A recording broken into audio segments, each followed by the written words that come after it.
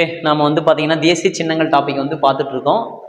அதில் வந்து பார்த்தீங்கன்னா இந்திய நாணயம் அப்படின்றது வந்து கொடுத்துருப்பாங்க. நமக்கு தெரியும், முகல்ஸ் எம்பையர் முகலாயர்கள் காலத்தில் வந்து ஷெர்ஷா சூரி அப்படின்ற ஒரு மிகப்பெரிய வந்து சூர் வம்சத்தை சார்ந்தவர் அப்படின்ட்டு. ஆக்சுவலாக இவர் இறக்காமல் இருந்தது தான் இன்றைக்கி முகலாய வம்சமே வந்திருக்காது. ஸோ வந்து பார்த்திங்க அப்படின்னா உமாயினை 2 முறை தோற்கடித்தவர் ஷெர்ஷா சூரி. ஹிஸ்ட்ரியில் இதெல்லாம் டீப்பாக படிப்பீங்க. ஸோ வந்து பார்த்திங்கன்னா அந்த ஷெர்ஷா சூரியுடைய இதில் வெள்ளி நாணயம் வெளியிடப்பட்டது. இது பேர் ருஃபியா அப்படின்னு சொல்லுவாங்க. ஸோ 16ஆம் நூற்றாண்டில் நமக்கு வந்து பண்ணியிருப்பாங்க. இன்றைக்கி நமக்கு வந்து பார்த்திங்கன்னா நாணயம் அப்படின்றது, அதான் மணி அப்படின்ற ஒரு டாபிக் எக்கனாமிக்ஸில் நம்ம வந்து படிப்போம். ஸோ அதான் வந்து பார்த்திங்கன்னா அப்போ எல்லாம் பண்டமாற்று முறை அப்படின்ட்டு இருந்துச்சு. வந்து ஒரு பொருளை நம்மக்கிட்ட, அதுதான் சங்க இலக்கியங்கள் நூல்கள்லாம் கூட சொல்லுது, நம்மக்கிட்ட என்ன இருக்கோ அதை வந்து கொடுத்துட்டு இல்லாததை பெறுவது தான் பண்டமாற்று முறை அப்படின்னு சொல்லுவாங்க. இதெல்லாம் நிறைய நூல்கள்லாம் நமக்கு வந்து சொல்லப்பட்டிருக்கு. பட்டினப்பாளையம் கூட உலோகங்கள் அப்படின்னு சொன்னாங்க, மெட்டல்ஸ் வந்துச்சு. ஸோ வந்து தங்கம் கொண்டு போய் கொடுத்துட்டு அதுக்கு பதிலாக இப்படியெல்லாம் வந்து வாங்கிட்டு இருந்தாங்க. அதில் நம்ம வந்து அதை எடுத்துக்கிட்டு போகணும், ஒரு இடத்துல இருந்து இன்னொரு இடத்துக்கு போகிறோம். கல்வர்கள் வந்து யாராவது வந்து வழிப்பறித்து ஆட்டையை போட்டுருவாங்க. சீனா நாட்டில் தான் வந்து கொண்டு வந்தாங்க காகிதத்தாள் அப்படின்றது. அதில் வந்து நம்ம 9th புக்கில் அதை பற்றின டேட்டாஸ் எல்லாம் கொடுத்துருப்பாங்க. நம்ம தற்போது வந்து பார்த்திங்கன்னா டிஜிட்டல் கரன்சி வந்து கொண்டு வந்தாங்க 2022 டிசம்பர் மாதத்தில், டிசம்பர் 1ஆம் தேதி ஆர்பிஐ வந்து வெளியிட்டாங்க. ஓகே, அப்படி நமக்கு வந்து 2010 அந்த நாணய சின்னம், இந்த சின்னத்தை வெளியிட்டவர் தான் யார்? தமிழகத்தை சார்ந்த டி. உதயகுமார் அவர்கள் 2010 இன்னைக்கு நீங்கள் நாணயங்களில் வந்து வெளியிட்டிருப்பாங்க. இதில் நீங்கள் வந்து பார்க்கலாம். சரிங்களா? நமக்கு எப்பவுமே வந்து ₹1 மேலே இருக்கக்கூடிய நாணயங்கள் வெளியிடக்கூடிய ரைட்ஸ் யாருக்கிட்ட அப்படின்னா ரிசர்வ் பேங்க் ஆஃப் இந்தியாவிட்ட தான் வந்து இருக்குது. ₹1 கீழே அப்படின்னு கேட்டிங்க அப்படின்னா, முன்னாடியெல்லாம் ₹1 நோட்டு நம்ம முதல்ல இருந்துச்சு. அதில் சைன் யார் பண்ணுவாங்க அப்படின்னு கேட்டிங்கன்னா மினிஸ்ட்ரி ஆஃப் ஃபினான்ஸ், நிதித்துறை அமைச்சகம் தான் அதை வந்து பண்ணுவாங்க. அப்போ ₹1 கீழே இருக்கக்கூடிய ரெஸ்பான்ஸ் எல்லாமே மினிஸ்ட்ரி ஆஃப் ஃபைனான்ஸ், நிதித்துறைகிட்ட தான் இருக்கும். ₹1 மேலே அதில் வந்து பார்த்திங்க அப்படின்னா நமக்கு வந்து ₹10 நோட்டு, தற்போது முன்னாடியெல்லாம் ₹2 நோட்டு, ₹5 நோட்டெல்லாம் இருந்துச்சு. இப்போல்லாம் அதெல்லாம் கிடையாது. ஸோ ₹1 மேலே இருக்கக்கூடிய மதிப்பு எவ்வளவாக இருந்தாலும் கண்ட்ரோல்டு பை யார் அப்படின்னா ரிசர்வ் பேங்க் ஆஃப் இந்தியா தான். Okay, right. ஸோ அப்போ டி. உதயகுமார் அவர்கள் 2010 அதை வெளியிட்டிருக்காங்க. அடுத்து தேசிய நாட்காட்டி அப்படின்னு வந்து சொல்கிறாங்க. ஸோ நமக்கு வந்து கணிசர் காலத்திலே சக ஆண்டு அப்படின்ற முறை கிபி 78 கொண்டு வரப்பட்டது. ஸோ நமக்கு வந்து தேசிய நாட்காட்டி அப்படி இப்போ நம்ம வந்து படிப்போம் என்ன அப்படின்னு கேட்டிங்க அப்படின்னா கார்காலம், குளிர்காலம், முன்பனி காலம், பின்பனி காலம், இளவேநீர், முதுவேநீர் அப்படின்னு வரும். அதில் அந்த இளவேநீர் அப்படின்றது நமக்கு வந்து பார்த்திங்கன்னா மார்ச் மாதம், அதாவது வந்து பார்த்திங்கன்னா அதான் சம இரவு சம பகல் அப்படின்னு வந்து சொல்கிறாங்க.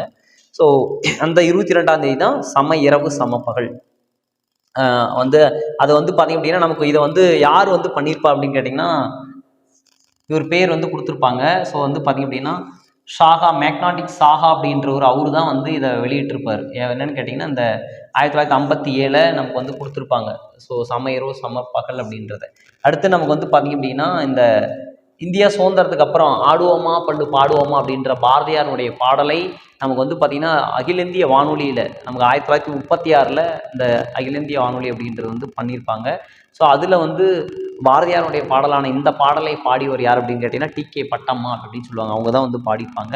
ஸோ அடுத்து நாம் வந்து பார்க்கக்கூடிய என்ன அப்படின்னு கேட்டிங்கன்னா ஜனவரி 29ஆம் தேதி வந்து பார்த்திங்க அப்படின்னா பாசறைக்கு திரும்புதல் அப்படின்ற ஒரு ஃபங்க்ஷன்ஸ் வந்து ஆர்கனைஸ் பண்ணுவாங்க. எங்கே அப்படின்னு கேட்டிங்க அப்படின்னா நமக்கு வந்து குடியரசுத் தலைவருடைய இது வந்து பார்த்திங்க அப்படின்னா இருக்கும். சரிங்களா? டெல்லியில் வந்து இருக்குது. ஸோ அவருடைய அந்த மாளிகையில் தான் நமக்கு வந்து பார்த்திங்கன்னா பண்ணுவாங்க. அவர் முதன்மையாளரே யார் அப்படின்னா இந்தியாவினுடைய முதல் குடிமகன் என்று சொல்லக்கூடிய குடியரசுத் தலைவர் தான். 3 இடத்துல வந்து இருக்குது இல்லையா? ஹிமாச்சல் பிரதேசில் சிம்லாவில் இருக்குது, அப்புறம் வேற எங்கே இருக்குது? ஹைதராபாத்தில் சாஸ்திரி பவன் சார் அது டெல்லியில் வந்து இருக்குது. சரிங்களா? ஸோ இந்தியாவில் 3 இடத்துல குடியரசுத் தலைவர் மாளிகை அப்படின்னு இருக்கும். அங்கே இது வந்து டெல்லியில் நமக்கு வந்து பார்த்திங்க அப்படின்னா இது கூட இதனுடைய பாதையை வந்து மாற்றிட்டார் தற்போதைய பாரத பிரதமர் அவர்கள்.